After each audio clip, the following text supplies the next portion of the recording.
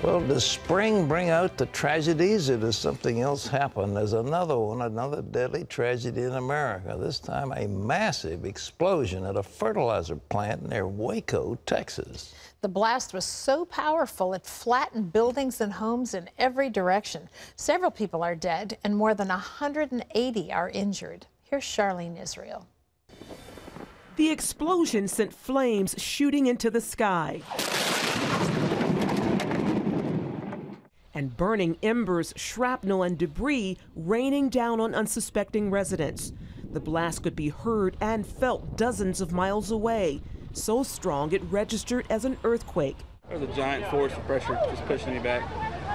And there's shrapnel flying everywhere from the explosion. I've been stopped shaking up since the whole thing happened. I mean, that's probably the worst thing I've ever seen in my life. The force of the explosion leveled as many as 100 homes and businesses around the plant. One city official describing a 4-block area around the plant as being, quote, totally decimated. It's devastating. Our house is destroyed. I was standing outside on the street watching the flames when the explosion hit. It felt like the whole road just picked up. Firefighters responded to a call at the plant around 6 p.m. and began fighting a fire. The blast followed about 50 minutes later. Some of the firefighters are still unaccounted for. The city's mayor told reporters that the residents of West need their prayers. It's probably the major and most devastating thing that's happened to this community. It's just a big old cut that we got across our heart. Concerns about possible chemicals led authorities to evacuate residents and make a makeshift triage center. A large investigation team from the U.S. Chemical Safety Board is on the way. The explosion comes as the nation remains on edge after this week's bombings at the Boston Marathon. Officials believe this was likely just an industrial accident. The plant was investigated by the Texas Commission on Environmental Quality back in 2006. It was cited for failing to get or qualify for a permit. Charlene Israel, CBN News. We need God's blessing. You know, there's a joke going around now. Some of the right-wing blogger types have been saying that the liberals are praying earnestly that the man responsible for the bombings in Boston is a white Republican. They just have to find somebody who is, you know, fits their definition of politically correct, and they don't want some dark-skinned Arab to be fingered. So we'll see what happens. But in any event, people are mourning, and the tragedy is horrible. And President Obama and Mitt Romney are attending a memorial service today in Boston for the victims of that terrible bombing. Lee Webb has more on the investigation into the tragedy. Here's Lee. And Pat, a possible break in that bombing case. Investigators have spotted a suspect from security video taken before the deadly blasts. The discovery of the image was found on surveillance footage outside a Lord & Taylor department store near the finish line of the race. The footage shows a man reportedly talking on a cell phone and carrying a black bag strapped across his chest. It's believed he left that bag at the scene and took off. The suspect in the video, though, has not been identified. If they make any arrests, they're going to have the case pretty much, you know, the evidence will be there. They're going to be able to really put this on somebody. They're not going to rush to judgment on this. No one has claimed responsibility for that attack. Dozens of the bombing victims, though, have been released from the hospital, but at least 14 of them remain in critical condition. The attack killed 3 and injured 176 near the finish line. Some of the wounded suffered limb amputations. But Dr. Ben Carson of Johns Hopkins Hospital says the death toll could have been much worse. The fortunate thing is, you know, it happened toward the end of the marathon when you had a lot of medical people available to take care of the exhausted people. So they simply shifted what they were doing. And so it really, I think, probably is the reason that the death toll was as low as it was. 3 of the hospitals treating the seriously wounded expect all of their patients to survive. The man accused of sending letters possibly contaminated with ricin believed he had uncovered a conspiracy to sell human body parts on the black market. Authorities arrested 45-year-old Paul Kevin Curtis at his apartment in Corinth, Mississippi. The letters were sent to President Obama as well as Mississippi Republican Senator Roger Wicker. Curtis reportedly believes the government has been trying to ruin his reputation because he uncovered the plot. Authorities say similar letters were sent to a county court in Tupelo, Mississippi earlier this month. The American Center for Law and Justice has helped a New York student start a Bible club in his high school. The principal of that school told the student he could not start a religious club. He said it was against New York law, which law he didn't know. But the school allowed other clubs like the Jazz Band, Chess Club, and Gay Straight Alliance. The student went to the ACLJ. They gave him the information he needed. The principal read it and agreed to let the student start the club. Supporters of gun control measures say they will not let Wednesday's defeat in the Senate stop them. The Senate rejected key elements of President Obama's gun control plan. They were trying to create tighter background checks, ban assault weapons, and ban large-capacity ammunition magazines. The president tried to blame Republicans as he surrounded himself with families of the Newtown, Connecticut massacre victims. So all in all, this was a pretty shameful day for Washington. A few minutes ago, a minority in the United States Senate decided it wasn't worth it. They blocked common sense gun reforms, even while these families looked on from the Senate gallery. Expanded background checks wouldn't have saved our loved ones, but still we came to support a bipartisan proposal from two senators, both with A ratings from the NRA. This is a slippery slope of compromising the Second Amendment, and you go down that road, you're going to find it easier to compromise other things in the Bill of Rights. The president says his administration will take steps on its own without Congress to adopt gun control measures. Pat? Well, it's amazing they talk about a tiny minority. It wasn't the Republicans, they were Democrats. It's the Democrat-controlled Senate, and there were a number of Democrats who voted against the bill.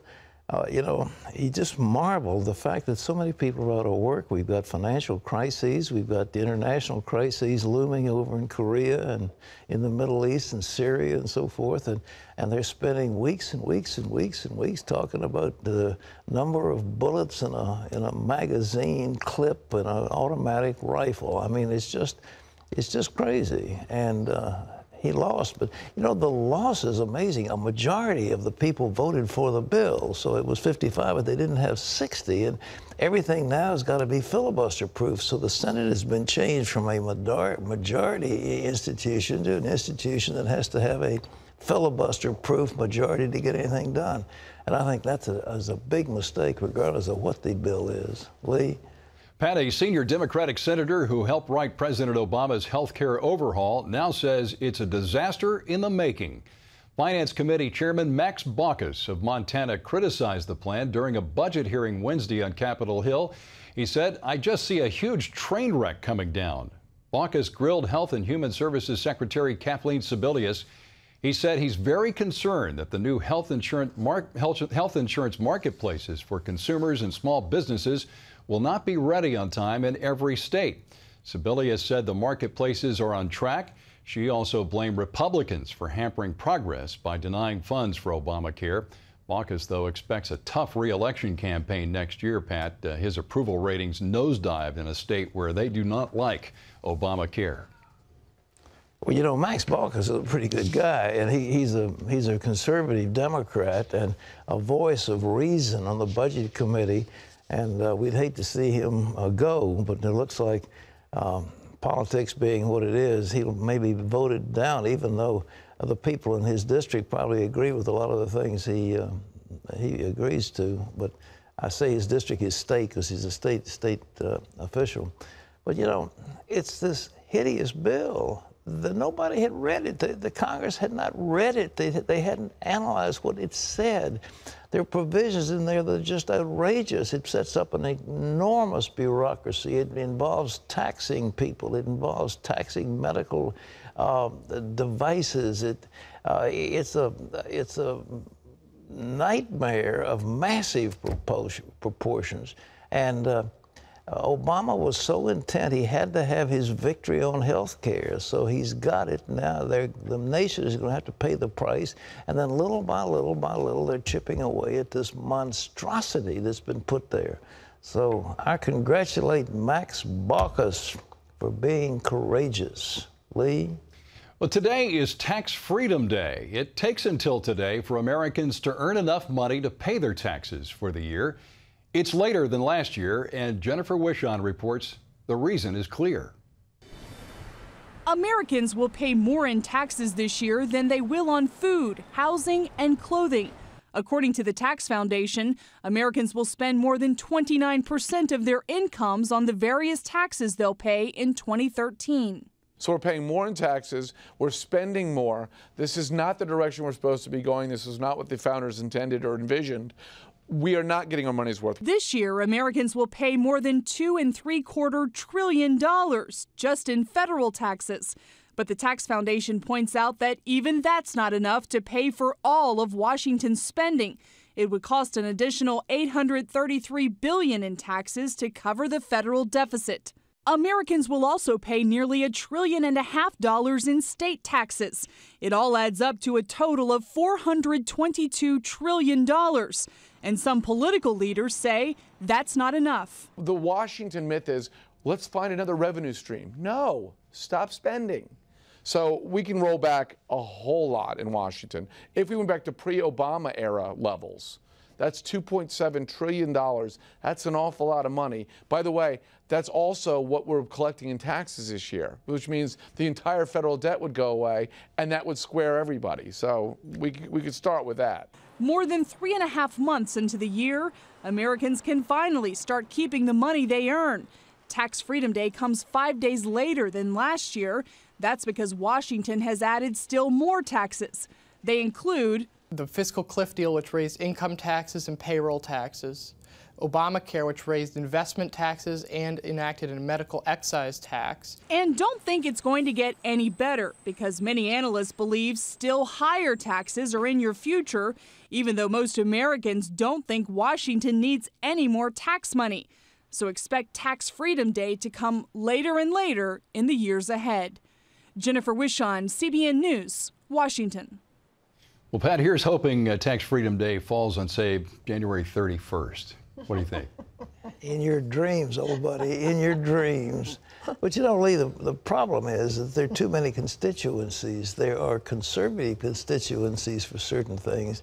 I remember talking to Trent Lott, who was a super conservative when he was majority leader of the Senate, and I was talking about some of these crazy bridges that they wanted in Mississippi, and I said, oh no, these are important bridges. Well, I mean, in his state, they needed the bridges, so that was pork, and it was an earmark, and these earmarks are in there. There's a bridge to nowhere in Alaska that everybody laughs about.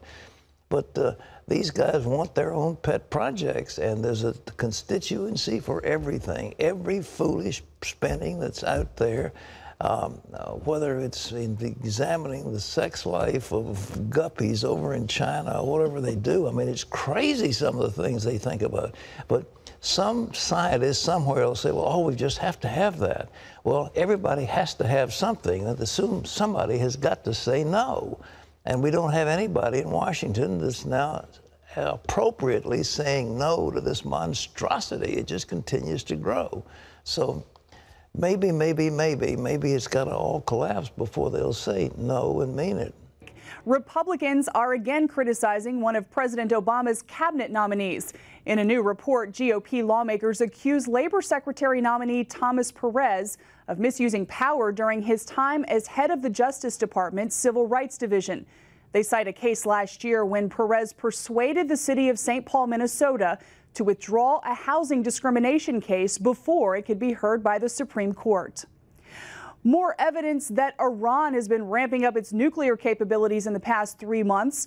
New reports show Iran has tripled its number of high-tech machines, installing more than 600 at its main uranium enrichment facility.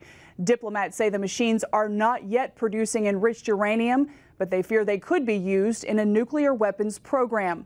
Iranian officials have long claimed they want to use their nuclear capabilities for peaceful purposes, but others warn they intend to make weapons.